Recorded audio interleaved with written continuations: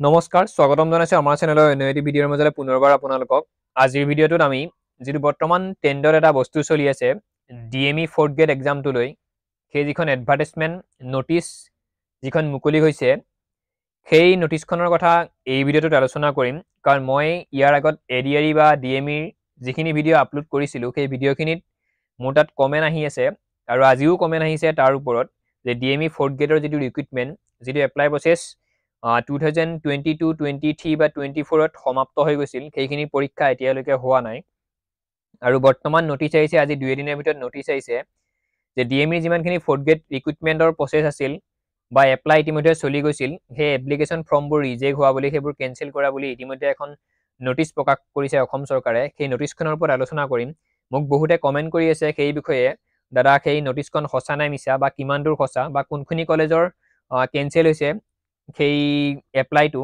বা এপ্লিকেশন ফৰ্মখন কোন কেইটাৰ কেনসেল হৈছে সেই বিষয়ে এই ভিডিঅ'টোত সম্পূৰ্ণকৈ আলোচনা কৰিম আপুনি যদি এপ্লাই কৰিছিল ডিএমই 4th গ্ৰেডৰ বাবে মেডিকেল কলেজ এণ্ড হস্পিটেল যিখিনিৰ এপ্লাই চলিছিল 4th গ্ৰেডৰ সেইখিনিৰ বাবে যদি আপুনি ৱেইট কৰি আছে কেনসেল হৈছে আপোনালোকৰ কোনখিনি কলেজৰ কেনসেল হৈছে সেই বিষয়ে আলোচনা কৰিম লগতে DME next 4th grade apply কেতিয়া হ'ব পাৰে তাৰ বিষয়ে এই ভিডিঅ'টোত সম্পূৰ্ণভাৱে আলোচনা কৰিম সম্পূৰ্ণকৈ শেষলৈ ভিডিঅ'টো চাই থাকিব তেতিয়াহে সম্পূৰ্ণকৈ শেষলৈ বুজি পাব তো প্ৰথম কথা যিখিনি কলেজৰ 4th গ্ৰেডৰ বাবে এপ্লাই হৈছিল কোনকে যিমানখিনি কলেজৰ হৈছিল সকলোখিনি কলেজৰে কিন্তু এতিয়ালৈকে এপ্লিকেশন কেনসেল কৰা নাই বা ৰিজেক্ট কৰা নাই কোনখন কলেজৰ এপ্লিকেশন ৰিজেক্ট কৰিছে সেই বিষয়ে মই পোনপ্ৰথমতে আপোনালোকক কৈ দিছো প্ৰথম হৈছে নলবাৰী মেডিকেল কলেজ এণ্ড হস্পিটেলৰ যিমানখিনি 4th গ্ৰেডৰ বাবে এপ্লাই হৈছিল তাত 4th গ্ৰেডৰ পোষ্ট মুকলি হৈছিল সেই পোষ্টখিনি বৰ্তমান পোষ্টপন কৰিছে পিছুৱাই দিছে তাৰ এক্সামটো এতিয়া নহয় নেক্সট কোকৰাঝাৰ কলেজ এণ্ড হস্পিটেলৰ যিমানখিনি পদ আছিল আপোনালোকে যদি ডিএমই বাবে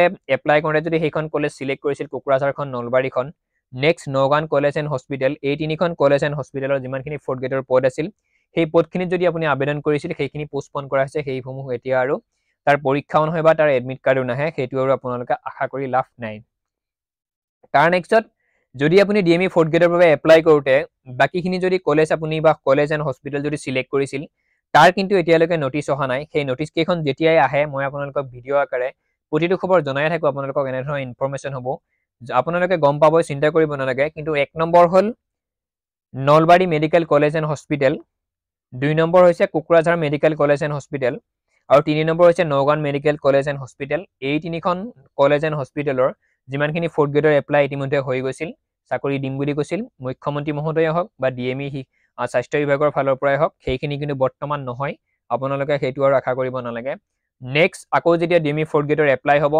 তেতিয়াহে হয়তো সেইখিনিৰো একেলগে এপ্লাই হ'ব আৰু নেক্সট ৰিক্ৰুটমেন্ট প্ৰসেছটো আকৌ আৰম্ভ হ'ব কিন্তু বৰ্তমান ডিএমইৰ ফালৰ পৰা যিখন নোটিছ আহিছে সেইখন সম্পূৰ্ণ সত্য নোটিছ সেইখন ফেক নোটিছ নহয় বহুতে মোক কমেন্ট কৰিছে দাদা এই নোটিছখন ফেক নেকি বা কিছুমানে কৈ আছে এটা ভিডিঅ' লাগে আমাক ডিএমই 4th গ্ৰেডৰ ওপৰত সেইবাবে আপোনালোকৰ বাবে এই ভিডিঅ'টো সেইখন ফেক নহয় সেইখন সম্পূৰ্ণ সঁচা কথা কিন্তু তাত গোটেইকেইখন কলেজ এণ্ড হস্পিটেলৰ কথা উল্লেখ নাই তাত কেৱল উল্লেখ আছে Nalbari medical college and hospital Kokrajhar আৰু নেক্সট নগাঁও এই তিনিখন কলেজ এণ্ড হস্পিটেলৰ কথা উল্লেখ আছে ইয়াত যদি আপোনালোকে ফৰ্ম ফিল আপ কৰিছিল এই তিনিখনত সম্পূৰ্ণ কেনসেল হৈছে সেইটো আৰু আশা কৰি লাভ নাই তাৰপিছত বাকিখিনিৰ মই বাৰে বাৰে কৈ আছো বাকিখিনিৰ কলেজৰ আৰু এতিয়ালৈকে অহা নাই নোটিছ আহিলে মই আপোনালোকক জনামেই সেইটো চিন্তা কৰিব নালাগে তাৰপিছতো এটা ডাঙৰ কথা আপোনালোকে হয়তো ভাবি আছে আৰু 4th গ্ৰেডৰ এপ্লাই নহবই নেকি তেনেকুৱা নহয় গম পাইছে আপোনালোকৰ 3rd গ্ৰেডৰ নন টেকনিকেলৰ যিখিনি পদ আছিল তাৰ 30 তাৰিখে এক্সাম হোৱা কথা মাৰ্চৰ আৰু আমাৰ এডিআৰইৰ যিমানখিনি ৰিক্ৰুটমেন্ট প্ৰসেছ বৰ্তমান চলি আছে অহাকালি ৰিজাল্ট দিবই আপোনালোকে গম পাইছে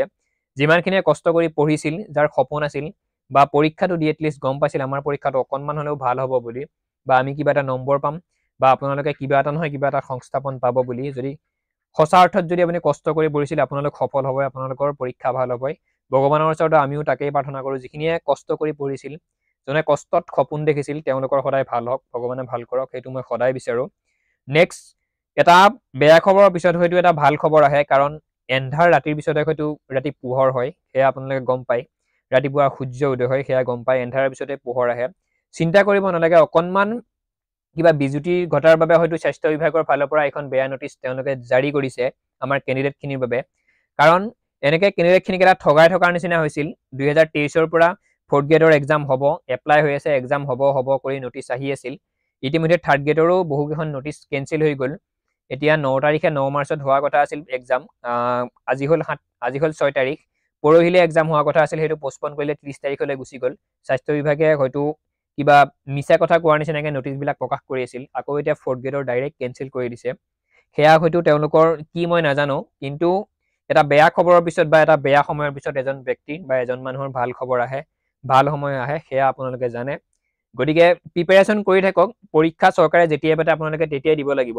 কাৰণ ওপৰলাই আমাক যেনেকৈ চজিছে বা ওপৰৰ মহলাৰ মানুহখিনিয়ে আমাৰ লগত যেনেদৰে যি কৰে, আমি জাষ্ট পঢ়িব লাগে, পৰীক্ষা দিব লাগে, এপ্লাই কৰিব লাগে। আপোনালোকে সিমানতে সীমিত থাকিব লাগিব। আমিও সিমানতে সীমিত থাকিব লাগিব। আমিও তাত বাহিৰে একো কৰিব নোৱাৰোঁ। চৰকাৰে যদি কিবা নটিচ জাৰি কৰিছে, আমি আপোনালোকক দিব লাগিব।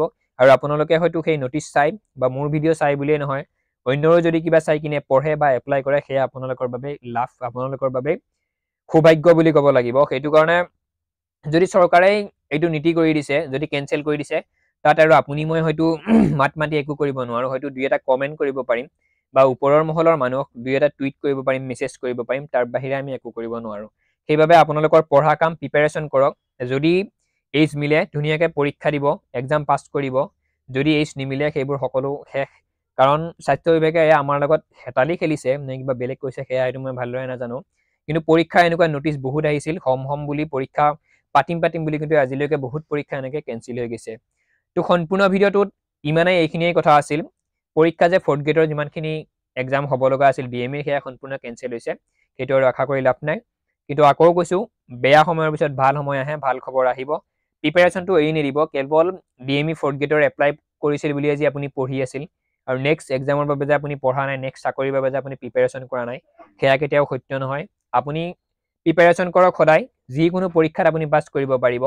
কেৱল ADRE, Assam police, DME, SI এইখিনি অসমৰে কেৱল চাকৰি আছে নেকি? ভাৰত চৰকাৰৰ কিমানবোৰ চাকৰি আহি থাকে, নিজৰ ডিষ্ট্ৰিক্টখনত কিমান চাকৰি আহি থাকে, সেই খবৰসমূহ আপোনালোকে পাই থাকিব যদি আমাৰ চেনেলটো ছাবস্ক্ৰাইব কৰে। চেনেলটি ছাবস্ক্ৰাইব কৰি ৰাখিব, সেইটো আপোনালোকক অনুৰোধ কৰিছোঁ। আৰু বৰ বিশেষ DMEৰ ওপৰত আৰু বেলেগ একো নাথাকে। তো আপোনালোকে যেতিয়া ফাৰ্ষ্ট টাইম DME 4th গ্ৰেডৰ এপ্লাই কৰিছিল, তেতিয়া অকণমান পইচা পাতিৰ খৰচ হৈছিল। কাৰণ প্ৰত্যেক কেণ্ডিডেটে নিজৰ ফোনত কৰিব নোৱাৰে এপ্লাই। কাৰণ আজিৰ যুগতো এনেকুৱা কেণ্ডিডেট আছে, যিজন কেণ্ডিডেটে নিজে কি এক্সামত বহিব সেইটো হয়তো গম নাপায়, বা সেই এক্সামটোৰ চিলেবাছ কি আছিল, এক্সাম পেটাৰ্ণ কেনেকুৱা, সেইটো বস্তু গম নোপোৱাকৈও পৰীক্ষাত বহা কেণ্ডিডেট আজিৰ দিনত আছে। সেয়েহে নিজৰ স্মাৰ্টফোন নিজৰ হাতত থাকিলেই বুলি সকলোৱে নিজে নিজে এপ্লাই কৰিব নোৱাৰে। ক্ষমা কৰিব, সকলোৱে নিজে নিজে এপ্লাই কৰিব নোৱাৰে। কিবা এটা ফিজ দি কিনে বেলেগৰ কম্পিউটাৰ দোকানত গৈ বা বেলেগক এটা প্ৰতিষ্ঠানত গৈ তেওঁলোকে এপ্লাই কৰিব লগা হয়। সেই এপ্লাইটোৰ নামত তেওঁলোকক কিবা এটা পইচা দিব লগা হয়। আৰু চৰকাৰক বাৰু বৰ্তমানলৈকে পইচা দিব লগা হোৱা নাই। কিন্তু এপ্লাই কৰাৰ নামত যিটো পইচা আপোনালোকৰ দিব লগা হৈছিল 4th গ্ৰেড এপ্লাই কৰোঁতে, সেই পইচাটো কিন্তু আপোনালোকে আৰু ৰিটাৰ্ণ নাপায়। সেই পইচাটো যিটো কেঞ্চেল হৈ গ'ল, সেই পইচাটো গুচি গ'লেই আৰু। নেক্সট যদি আপোনালোকে এপ্লাই কৰিব লাগে, আপোনালোকৰ এটাই খৰচ, সেই যদি নিজৰ ফোনত আপুনি এপ্লাইটো কৰিব নোৱাৰে, অন্য এটা কম্পিউটাৰ প্ৰতিষ্ঠানত যাই যদি আপুনি এপ্লাই কৰিব লাগে, কিবা এটা আপোনাৰ সৰুকৈ হ'লেও পইচা খৰচ হ'ব, লছ আপোনাৰ সেইখিনিতেই। বাকী যদি আপোনাৰ এইজ আছে, বয়স আছে, পঢ়ি থাকক, প্ৰিপেৰেশ্যন কৰক। চাকৰি যিহতে নহওক আপুনি লাগি যাব আপোনাৰ যদি আপুনি সঠিক ট্ৰেকত যদি আছে, সঠিকভাৱে যদি কষ্ট কৰি পঢ়ি আছে। তো সম্পূৰ্ণ ভিডিঅ'টো ইমানেই আছিল। এনেধৰণৰ ইনফৰমেশ্যনসমূহ আমি দিয়ে থাকোঁ। আৰু নটিচ অহাৰ এঘণ্টা বা 1 মিনিট পিছতে আমি ভিডিঅ' এইকাৰণে নবনাওঁ। কিছুমান ফেক নটিচো আহে, সঠিক প্ৰমাণ হৈ যোৱাৰ পিছতহে আমি সেই নটিচখনৰ ওপৰত ভিডিঅ' বনাওঁ। সেইবাবে আমাৰ অকণমান এদিন বা দুদিন কেতিয়াবা পলম হয়, তাৰ বাবে আপোনালোকে ক্ষমা কৰিব। আৰু চেনেলত যদি প্ৰথমবাৰ আহিছে, আমাৰ চেনেলটি ছাবস্ক্ৰাইব কৰিব, এনেধৰণৰ ভিডিঅ'সমূহ পাই থাকিবৰ বাবে। ভিডিঅ'টো সম্পূৰ্ণকৈ শেষলৈ চোৱালৈ পুনৰবাৰ ধন্যবাদ জনাই আপোনালোকলৈ আজিৰ ভিডিঅ'টিৰ সামৰণি মাৰিছোঁ। জয় অসম।